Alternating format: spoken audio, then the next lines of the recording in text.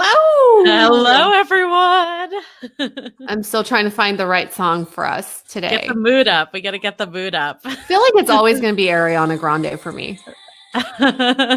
Is it positions? I can't hear. 34, 35.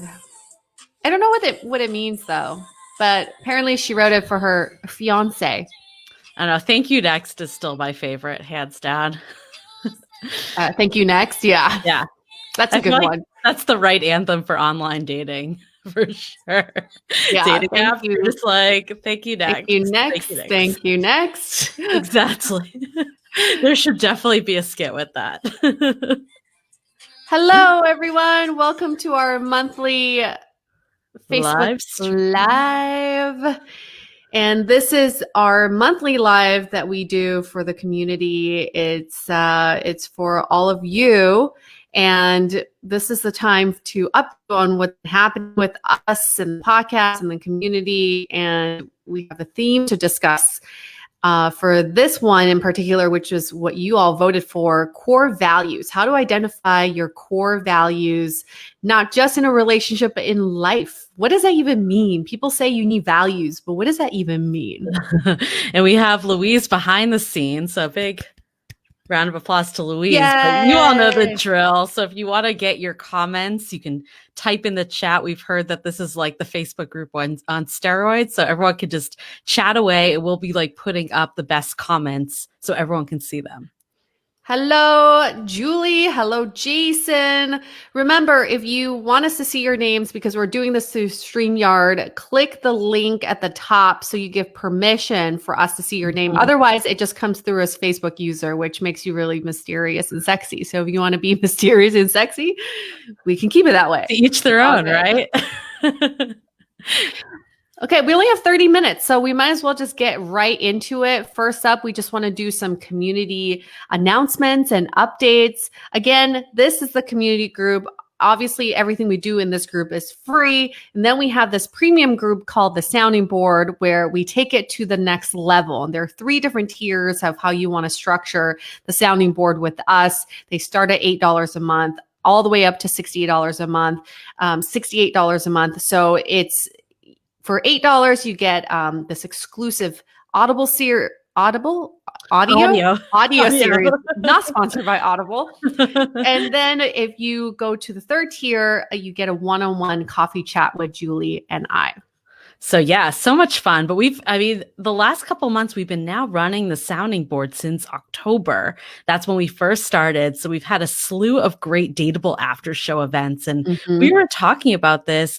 I think you and I take this for granted because we talk to just amazing guests all the time. Yep. But having people like Logan Yuri that you can just ask a question to, or we had Kimmy Seltzer.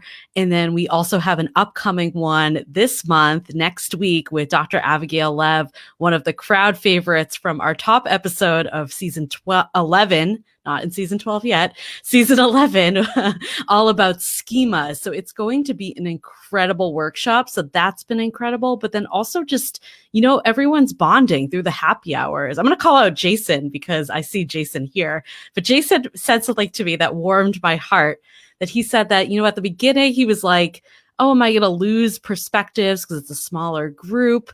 But I've actually have gained so much more, and our conversations are so deep. And I find myself coming back week after week where before I wasn't as much, because there is actual depth to this conversation now. So I think this group is phenomenal. So if you're not in it already, definitely check it out. Jason is the best, and we cannot agree more with that comment. So Laura says, can you remind us the price difference for each tier? Absolutely. So they start at $8 a month, and that is when you get the exclusive audio series. And then the middle tier is $18 a month, which includes, on top of the audio series, you also get access to our monthly events, virtual events. Not this one, but the ones that we've been talking about, like with Logan and these special guests. And then the $68 a month, which is the 3rd tier, you get that one-on-one coffee chat with me and Julie. So that's the differentiator, but you can find out all about it at Dateable Podcast. .com/sounding board. The event we have coming up with Dr. Lev is extremely special to me because I will be turning 40 on that day. So I hope to see you, all your happy faces as I say farewell to my 30s. It will be a really great event for me as well, just to see all of you, your beautiful faces. This is Yue's birthday / schemas episode. Schemas, yeah. There's nothing like celebrating a birthday with talking about schemas. But what are schemas? If you didn't listen to that episode, they're kind of like your beliefs that are innate to you, in you that drive your actions. And schemas aren't something that you can change overnight, and they may never change in your lifetime. It's about knowing and gaining that knowledge of what your belief system is, and then how you can utilize that for your own benefit versus like digging into a deep, dark hole, knowing that you're a perfectionist schema. So we also talk, it's always like, I think of it as like, if attachment theory and personality types like had a baby, it would be schemas. Like, I feel like when I first heard schemas, I didn't know what it was. And then I remember Dr. Abigail Love commenting like, hey, like personality types are cool, but like, if you really want to get down to what's going on, it's all about schemas. And I think in this coming workshop, we're going to call it a workshop because we actually are digging deep, and like the value on this is insane. And literally the other night, Yue, Louise, and I did a run through with Dr. Abigail Lev. And I swear all of us, like, we're like everything just started to make sense, right? Like, I'm like, the whole last, couple years of things going on just clicked for me in that one session. So it was like magic. You basically just removed all your blockers and you're like, holy shit, I got this. Yes, it's going to be an amazing event. And next month, we have another amazing event. It's going to be our inaugural Most Dateable competition. We call it quote unquote pageant. It really isn't. It's more for fun, but where 6 of our community members will be competing for the title of Most Dateable 2021. It will be on February 18th. We are reviewing all the submissions that have come in so far. They've been awesome. Some of you are really creative. So good. You still want, we've extended it, right? We have one more day if people want to get it in. I think for sounding board members, we've extended the deadline to the 15th. But if you absolutely need an extension on the deadline because it was yesterday, let us know. We want to make sure that you do get your submissions in because we love reviewing them. They're very entertaining. And we're getting to know all of you, which is great. And then also for this event, it will be available to the whole community to buy tickets to also. Even if you're not a sounding board member, you can buy it a la carte. However, that being said, you will get a better price if you're in sounding board, or it will just be included if you're in those top 2 tiers. So the Eventbrite went out today. We will post it after this. There's early bird pricing for the next week, and then we're going to up the price slightly. So it actually is a code that's in there. So there's a Facebook event, and we'll put the post right up with that direct link. Yay. Yes. Super excited for this, Emily, and expect you to all master your pageant waves. I'm like mastering the left and right hand. Do we need to do something? We're not going to, so we still have a panel of judges that are in the works. Like you and I will have a say, but we will not be the sole people that are deciding. The audience will have a big part also. Is there going to be a gown / tux competition? Oh, very good question. That will be a mystery for you as we decide if there will be a formal competition over Zoom. How can we really do that? We have some very clever ways of delivering a pageant experience over Zoom for you. So just wait and see. If you have not been to a sounding board event yet, Louise is the Zoom master. There's so much with Zoom. We were so hesitant to use Zoom for a sounding board because we wanted them to be like immersive experiences. And I think everyone that's gone can say like, wow, I never knew Zoom could do that. Yeah. Yeah. If you need anybody to do any virtual events for you or set up your virtual dates, Louise is your woman. She can do it. I was like, I didn't think virtual dates is in her services. Like, her name as you go on your first date. It's like spotlight on. Yeah. She pulls up a question. How do you view kids? Yeah. Let's set up a poll right now. I love it. All right, let's get to the core of it. why we're here, which is core values. We've all heard this because companies will talk about this. Oh, our core values, and they'll try to propagandize that to their employees. But for us, what are our core values and why are they so important? Yeah. So what are core values? Maybe we should give a definition. So there was one that, I mean, there's probably a zillion definitions, but I think this one resonated. Is core values are the root beliefs that a person operates from, similar to schemas a bit. They are the principal perspectives that guide a person's behavior with others. And I think that's really like the principal perspectives is a great way to put it, because it's like what at the end of the day is what matters to you most. And I think this is exceptionally relevant just because we obviously did the dry run with Dr. Abigail F, but also Yue and we've been recording season 12. We're hard at work here. And a lot of the themes that have come up is like, what really matters in a long-term partnership? Like what really makes someone emotionally available? And I think at the root of it is core values. And core values, they don't have to be anything mind-blowing. I mean, I'll give you some examples of what values could be. It could be curiosity, open-mindedness, community, security. It could be fun. It could be faith, friendship, optimism.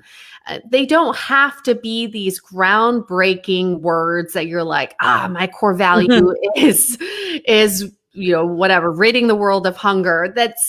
These core values are what drives our everyday actions that some of us haven't put into words yet, but we all have core values in us. Yeah, I feel like everyone that's in this group definitely has core values because you're already freaking dateable. But it's like, like taking the time to actually do it. And I was thinking about it today as preparing for this. And I'm like, I don't think I've ever taken a minute to just jot them down. And everyone has values. Like we all live them day in, day out. But it's like taking that minute. And I think also with emotionally available people, everyone knows their values and they can talk to their values. And that's how you can really gauge if someone's a good fit for you or not. And if someone kind of doesn't know their values, that's kind of a red flag to watch out for too. And what is really telling about core values, I love how this person said, sorry, it's just this Facebook user, core values, what makes you you. It is to some extent, values do define who you are, but I would define values as what you prioritize in your life. Yes. So it's sometimes it's subconscious what you put out there. But why are values so important, especially when it comes to dating, is that, relationship therapists will always say, make sure your values are aligned. And I feel like that's just such a generic way of saying, make sure you discuss your values first. Right? Exactly. And I think like if you're looking for someone that knows what's important to them, I think you also need to know what's important to you. So I love that one of the things that we did get, I'm going to give a slight preview too, but we had an amazing episode coming out all about emotional availability, and asking some of the questions, the guest turned it around. It was like, well, let's talk about you instead of like asking if someone else is emotionally available. And I think we love in this group the socially distant yet emotionally available. We're looking for someone emotionally available, but I love this because it lets us become emotionally available ourselves. Absolutely. And a lot of you have asked on dates, how do I get to a deeper connection? How do I drive this relationship forward? Ask them about their core values. This is like the perfect conversation to have, because if they can answer you, it means they've thought about it. Right. And I think determining yours too, it's like they can change over time. And realistically, yes, like you want everything in life, but you have to really, there's a reason why it's called core values, not just values. Like we need to hone into what they are. And I think like they can evolve. Like at some point of our lives, like we could say like fun is a priority or friendship is a priority. And then later on in life, like it's more, family or like building some like, stability. And I also think it's not that like, okay, friendship needs to go out the window later in life. That could also change. Like it could be like in my early 20s, I viewed friendship as getting shit-faced at a bar. And then in my late 30s or early 30s, wherever, I view friends as my chosen family. So it's not like you necessarily like outgrow one thing into another. It's just like how it shows up and plays into your life. It's like building blocks, right? I think about values as what the foundation is that you're building yourself on top of. So once you have the very bottom, most basic core values, which are also the most fundamentally prioritized in your life, then you build other values Right. on top of that. So how does someone even start when it comes to Right. values? How do you even know where to go? So there's some questions. I think one that we would start with, and you can, jot this down on your own. You can re-list if you need to, but I think what are some principles in your life that you need to adhere to? Like that, or you always try to adhere to, like that, those are kind of like the light at the end of the tunnel of like what really makes you so passionate, what drives you on a day to day. Like think about that stuff first and foremost, and then kind of peel it back into what that means in terms of values. And then also look at your calendar. What are Yeah. you giving up or deleting or saying no to on your calendar? And what are you quickly saying yes to or putting on your, Vance, look at that photo. Hey, I'm a little distracted. You look like that's like a photo they would have on The Bachelorette when they introduce the contestants. You've got Van Lyles. Great photo. I love it. Yeah, building blocks is a great way to think about it. And I look at my calendar and I always delete certain events so I can work out. And I think Right. for me, being active is a core value of mine. And I'm willing to give up certain things in my life just so I can fulfill that value. The reality is everyone has time. It's what you make time for. And I think like sometimes people will be like, oh, I don't have time to be in a relationship, but then they'll, watch hours and hours of sports. And again, there's nothing wrong with that. Like if that really is something you want to be doing, that just might be where your values are more. And again, like we kept saying, like there's no right or wrong values. It's finding someone that you can mesh your values with. And Julie, look at this comment from prom queen Caitlin, who says, failure has helped me identify my core values. Absolutely. There are moments when we hit rock bottom and you're like, what is still keeping me alive right now? What is keeping me going? Those are the times that you identify your core values. Very good point. And sometimes it's inherited from your family. Like for me, like financial stability is a core value. And that's something that I've had drilled down, or like a work ethic, a hard work ethic. I'm not saying that right, but you know what I'm saying. Like that is not coming out right. Strong work, like hard work ethic. So hard. Yeah. So like this is not butchering correctly, but yes, a strong work ethic. That's stuff that's been like instilled in me from like my family of generations passed down. So I think also looking into your past and like your history of your family and generations past can also give an insight. That's love this. Really good point. I mean, and like even have a conversation with your family. How did you grow? How did you raise me? What were the values that you raised me with so that you can hear it from basically your environment, right? Yep. Shieldy says, what are you not willing to give up? Very great question. Again, goes back to that calendar exercise. When you look at your day, what are the events that you will not delete from your calendar? Right. Or the people, like I know, like, like people always say, like, once you have children, you give up your friendships. But I definitely have not seen that with certain friends of mine, because they're like, friendship is a core value of mine and I will make time for it. Maybe I won't watch Netflix as much, like there's always a trade-off in something you can give. Yeah. To the family point, though, I think it's a great idea to have that convo with your family, but you can also say, this is a family value and it's not resonating with me. And that's a good way to also see some of your core values. Can we highlight Ryan's comment right now? This is so important to note. Core values aren't necessarily your wants. They're the things that are prevalent in your life, things that are impactful, or things that take precedence. It's so true. It's not like when people think about core values, they think about like, ideally, this is where, I want this, but it's not. It's what you're living every day. Look at your life as evidence to prove what your core values are versus what you think they are supposed to be. Well, that's exactly when people say they want a relationship, but they don't make time for a relationship. So you can say one thing and do totally different things. So yes, 110% agree with that, Ryan. And it's just, you got to walk the walk and talk the talk. When you have these conversations with potential partners and you ask, what are your core values? And if the first thing they say, I mean, like a generic one, which for a lot of people is true, would be family, right? It's an easy one to throw out.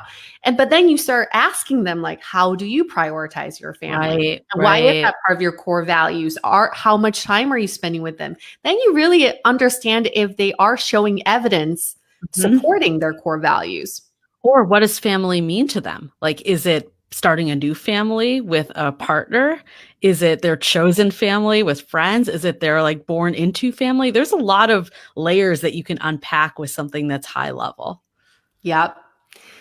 And so what do you do once you've identified your core values? What do? Do you make it into a book and laminate it and put it on your wall and put it in your dating profile? I can see some Facebook posts coming on the community. Ryan's core values. I'm just calling on you, Ryan. Ryan, and I agree, Ryan does have a pretty badass photo too. Yeah, we gotta show. He's blushing already. So Ryan and Jason are the blushers in the group. I feel like they always say things that embarrass them a little bit, but they like it. They secretly love it. They like it. They definitely like it. We wouldn't do it if they didn't like it. We'll put that out there. We know whose buttons we can push and whose we can't. So. Absolutely. Absolutely.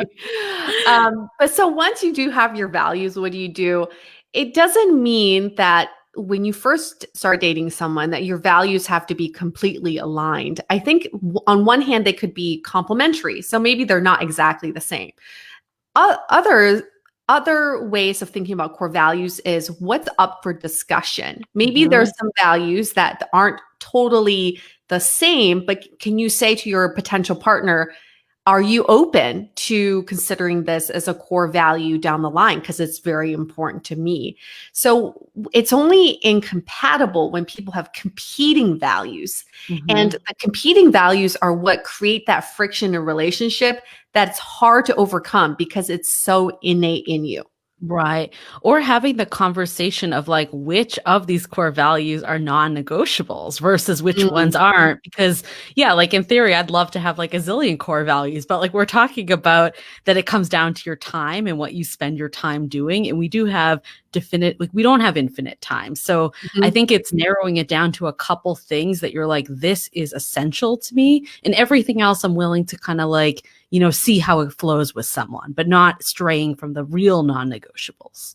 And I think a cool exercise you could do, I've tried to do this with my partner too, is you each list a core value on a sheet of paper, and then you start playing building blocks. At the very bottom of this table, let's put all of our core beliefs, like prioritize values. And then you build on top of it, and then you start negotiating, right? If a core value is family, I want to start a family. Are you willing to give up fun for family? Because once you have kids, that fun, you may have to compromise. So then you start moving it to the top or move it to the bottom. It's a very interesting exercise because it helps you prioritize what's been going on in your head. Yeah. And I think also it's like there could be a priority of like, I know communication is essential to me, but someone might communicate different than I do. But if as long as like communication is so essential to both of us, and the whole core root of communication is that you're willing to work through things and hear different viewpoints, etc. So it doesn't mean that like it needs to line up how you view it 100%, but it's like, what do you value and what are you willing to work on? Yeah. It's all about that open communication. I like Ryan's other question about flexible values. Maybe something not necessarily that you need, but if a partner wanted them, you could get on board with it. And I think that goes into, it's not, I think flexible values is interesting because it kind of shows that I don't know, I guess flexible throws me off because it's kind of wishy-washy. I would just consider these less prioritized core values, right? They're just a little bit above the building blocks. Yeah, you can have like your tier 1 and tier 2. It's like kind of like these are the core essentials, and these are the ones that are like, they're nice to haves more. Must haves and nice to haves is always a good way to look at it too. Oh, Greg is listing his honesty, kindness, hardworking. Those are his core values. Very good. That's a very good one. And then these are sort of your guiding words for your everyday life. Because sometimes we need to stay grounded and a reminder of how to stay grounded. So you have these words and you have the core values somewhere that you can see every day. Maybe it helps you answer some of the uncertainties in your life. Yep. Is this staying true to my honesty core value? Does this show evidence towards my kindness core value? It's a great guiding star for you. Especially when you're assessing new relationships, I think it's really important because you can start to have those conversations and, kind of like you don't want to have small talk for months and months and realize that your values are totally unaligned. So it's a really good way to start assessing if someone's right for you. And in order to know that, you need to know what's right for you in the first place. Yes. Yes. I think those are all the tools that you all have in your toolbox now. And these first date, second date conversations don't need to just be date reviews anymore. It doesn't have to be like, oh, where do you work and where did you grow up? It's great to know, but you can find that information on Google, or what is that thing my mom just signed up for? She's like, I can do background checks on anyone. Give me some names. Or it's also on their LinkedIn it's already on their dating profile or LinkedIn. You can do that too. That's my go-to stalking method. It's so easy to find the basic information. But then if you want to bring it to a whole new level of conversation, core values really is the way to go. And if you want to bring it to an even more high level, I'm going to read this in a second, but if you want to go even more high level, definitely join our event that we're doing with Dr. Abigail Lev. We said earlier that it blew our minds, but it's basically taking schemas, which we know all of you have done the schema quiz, and there's still a lot of open questions about schemas. So you'll have more than enough time to ask those too. But it's literally going to take your schemas and the beliefs that you have that realistically, like Abby said in the episode, is that stuff doesn't change. It's how you change your behavior. And it's not that it's bad that you have a certain schema. That's just the reality. It's like, how do you work to lessen that schema or to work with that schema and see what your relationship values are? So it's going to be amazing. It's going to take this stuff to the next level. It's basically a workshop that we'll do all together. We have an hour and a half, so it's not going to be the 30-minute like we have now, that we can go a lot deeper. Yes, and that's next Thursday. This is for sounding board members. Plus, you can, if you're not a sounding board member, you still have time to join before January 21st to get in on that. I really like what Shieldy said. It's like Maslow's hierarchy. It's all about prioritizing what works for me and works for you and what can work for a potential us. And that is a really good point. It's like even in a partnership, you have your own core values. Your partner has his or her own core values. And then you build your core values as a couple. That's a very great distinction. Love it.